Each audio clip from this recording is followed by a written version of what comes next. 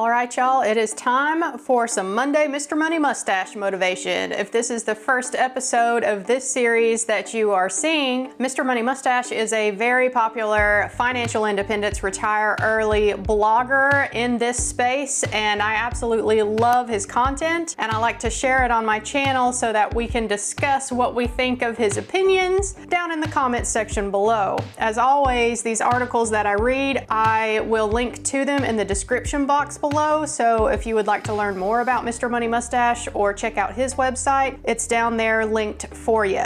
This article today is coming from April 11th, 2012. He's been blogging for a long time now. This one is titled, Get Rich with Good Old-Fashioned Honesty. We'll jump in here. Just a few minutes ago, I was at the grocery store bagging up a few last-minute purchases for a dinner party we're hosting tonight. I was enjoying a bit of small talk with the young lady running the register when suddenly she transformed into a zombie and started rapidly muttering some nonsense that had nothing to do with our conversation. Okay, Mr. Money Mustache, you saved $3.12 today, which is 15%. Your fuel bonus is up to 120 points, and you're eligible to participate in a store survey at the URL provided on your receipt. Would you like any help out today, sir? I wasn't overly surprised because she had briefly run the same zombie script a minute earlier when the customer ahead of me was checking out, but I felt sympathy for her. Here was an otherwise intelligent college student being forced to recite a series of selling points that were dreamed up by a dream team of lame-brained marketing executives somewhere far off in Safeway headquarters.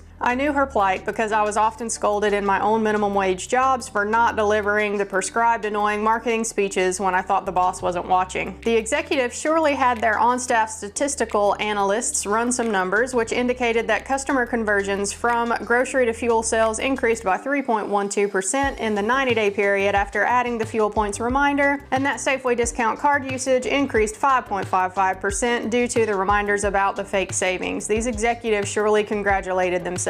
We're making a killing just by forcing our young, powerless employees to recite our targeted messages a few hundred times each day. Just as factory farms make a killing by pumping antibiotics, hormones, steroids, antidepressants, and even ibuprofen into their caged animals to increase growth speed while decreasing handling costs, and just as tobacco companies have made killings in the past by actively distorting evidence that their products are in fact killers. Companies who run their business like that are indeed making a killing. In the short term, they're generating killer profits. In the long run, they're killing the goodwill of their customers, employees, and society as a whole. Because while they think they've thought of everything by running the numbers, they have actually forgotten to capitalize on the biggest advantage of all. This advantage is often overlooked because it's almost impossible to measure, but it's still there. The name of this incredible long-term strategic tactic: good old-fashioned honesty. The neat thing about honesty is that it can be adopted by large companies and individuals alike. In fact, it's much easier to adopt it yourself because in large groups, the political jockeying often allows less honest characters to rise into power, where they are able to force a shortcuts-only methodology on the rest of the group. To the untrained person, the benefits of honesty can be counterintuitive and hard to grasp. On the surface, almost every business and personal decision can be optimized by being a little bit sneaky. The Safeway executives are certainly happy to increase gasoline sales.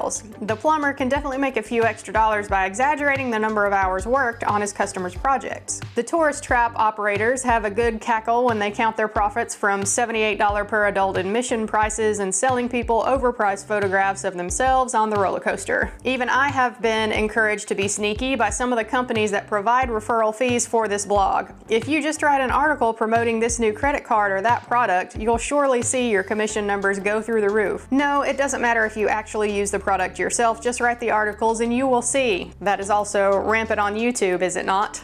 But there is another way to do it, which is to turn down all of the shortcuts and try honesty instead. The bizarre thing about honesty is that it actually makes you richer than sneakiness, even while making you feel better about your work. When the plumber or the tourist trap operator or the online writer turns down opportunities to sell out, they sacrifice some short-term profits, but they get something much more valuable, although not measurable, in exchange: the goodwill of their customers. At first, this goodwill is invisible. That's the difficult period that loses most potential honest people. Then it might turn up in the form of a compliment or a smile occasionally. Gradually, it'll manifest itself as a repeat business from customers and referrals or job promotions and companies competing to hire you for more increasingly desirable positions. But after many decades of relentless honesty, the result will be nothing short of a small cult following. You'll have an army of friends and colleagues who would trust you with their life or their life savings. You'll have the respect of your family. More importantly, you'll have the respect of yourself, which will be there for you whenever the external world decides to take one of its inevitable dumps upon your head.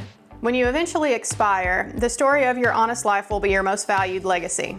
Being honest with yourself can boost your productivity as well. The dishonest person is always in self-denial, blaming the world for his or her problems. I can't save more money and become financially independent or physically fit or happy because the world has inflicted me with this or that problem, or it has forced me to live in this area for my job, or it just has a grudge on me. There's no doubt that not everyone is born with or given the same advantages, but there's also no doubt that many people with fewer advantages than you have overcome them to achieve much greater things than you. So to be honest with yourself, you need to say, I currently suck compared to these more badass people. Sure, I've done some great things in my life and I'm proud of them, but I still suck, which means I have an opportunity for improvement. The day that you stop believing that you currently suck compared to your true potential is the day you start blaming the rest of the world for not reaching it. An honest company develops a cult following among its customers. They come back far more often, spend more, and spread the word much wider than they do when they sense they are being duped. These companies tend to last for several generations, remaining highly profitable throughout the years and close down only when the owners or their descendants decide to retire. Meanwhile, I now avoid Safeway whenever I can and mock it on this blog regularly, just because they have always had the big company dishonesty about them.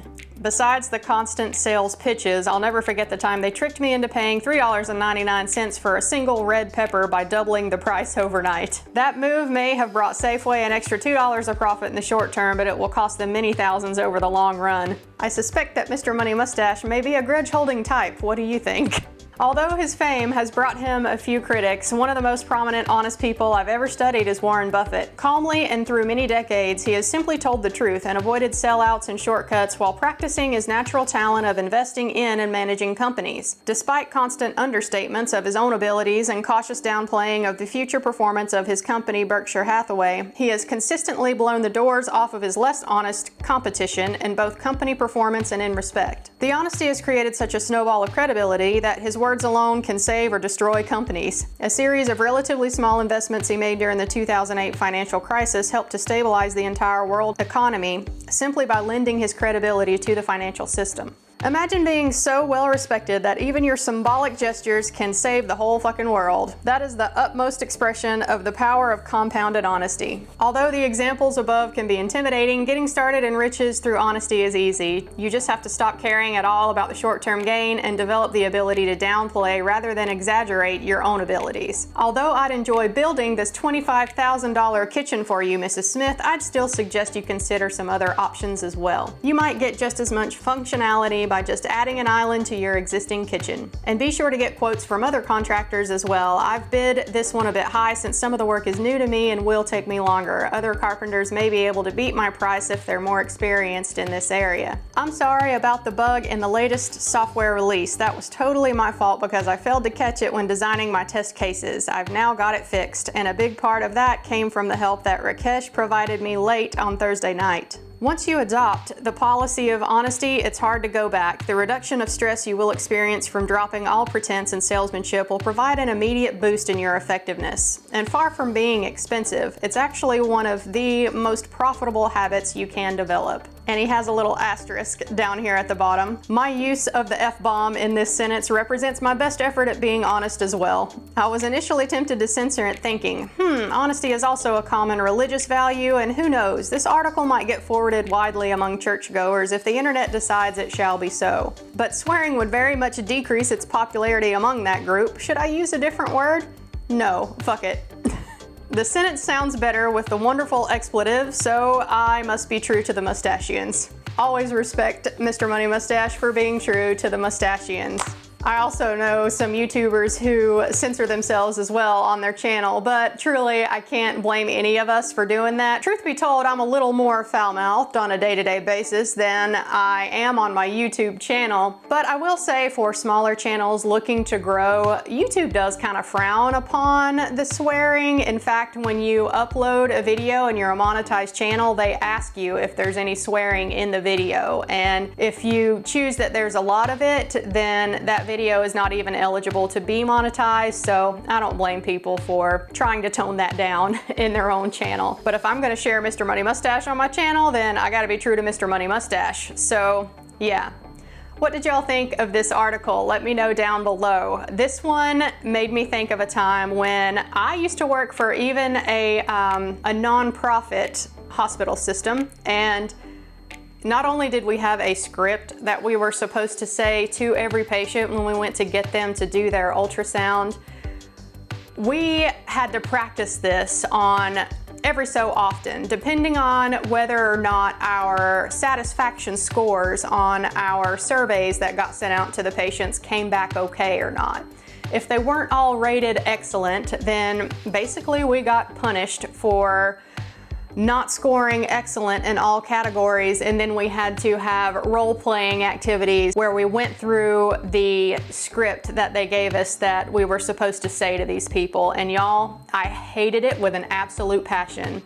Nothing is more degrading to the amount of knowledge, the experience that I have in my job, than forcing me to ask if you want fries with that, with your sonogram. Scripting is awful, and I've had to do it in multiple jobs. I remember my very first job that I had out of high school was at Burger King, and I worked the drive-thru, so there were certain things I was supposed to say depending on what time of day it was. And you know, I had to ask if you wanted an apple pie for dessert or if you wanted to upsize to a large. Y'all let me know down below, have you ever worked in a job where they forced you to have some sort of script that you had to say to the client? And did you actually enjoy it, or did it feel forced to you? To me, it always felt forced. Like, I'm my own person with my own personality, and forcing a script upon everyone, I think it's a poor business move as well. So y'all let me know what you think down below. At the end of this video, I will link to all of the other Mr. Money Mustache videos that I have done. Thanks for checking out my channel and watching this video. Don't forget to drop a like down below. I'll see y'all next week for the next episode of the Monday Mr. Money Mustache Motivation. Bye guys.